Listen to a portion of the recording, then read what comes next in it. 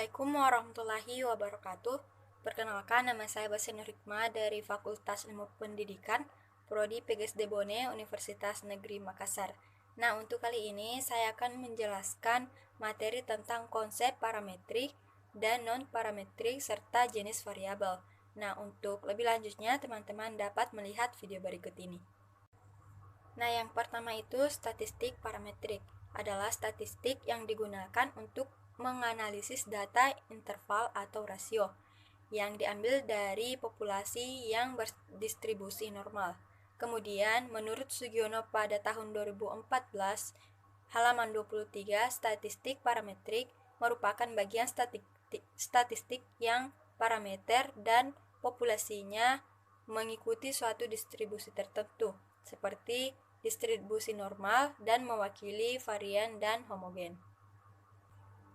Kemudian penggunaan statistik parametrik, di mana yang pertama yaitu digunakan untuk menganalisa data interval dan rasio yang diambil dari populasi yang berdistribusi normal. Kemudian yang kedua yaitu untuk menguji hipotesis deskriptif bila datanya interval. Nah, kemudian statistik non-parametrik, yaitu statistik bebas sebaran atau tidak mensyaratkan bentuk sebaran parameter atau parameter populasi baik normal atau tidak. Selain itu, statistik non-parametrik biasanya menggunakan skala pengukuran sosial, yakni nominal dan ordinal yang umumnya tidak berdistribusi normal. Nah, yang kemudian penggunaan statistik non-parametrik. Statistik non-parametrik banyak digunakan pada kondisi di mana peneliti dihadapkan pada data yang berupa ranking.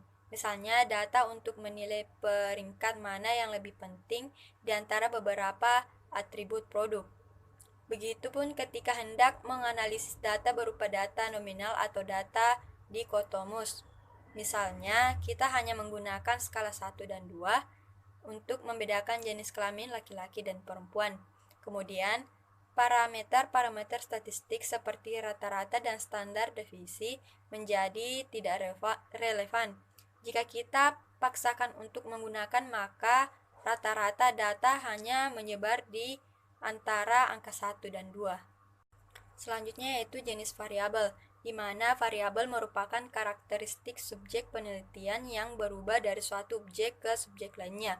Menurut Kerlinger pada tahun 1973, variabel adalah konstruk atau sifat yang akan dipelajari.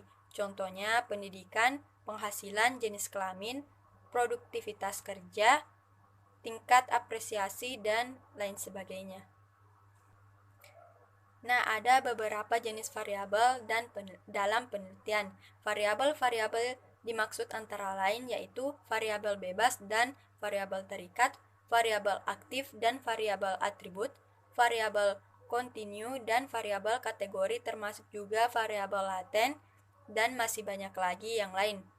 Namun paling tidak ada 4 jenis variabel yang paling populer digunakan dalam penelitian, yakni variabel bebas atau independen yaitu X, variabel terikat atau dependen yaitu Y, variabel moderator M, dan variabel intervening atau penyela yaitu Z. Oke teman-teman, itulah penjelasan singkat tentang konsep parametrik dan non-parametrik beserta jenis-jenis variabel. Lebih dan kurangnya dimaafkan. Assalamualaikum warahmatullahi wabarakatuh.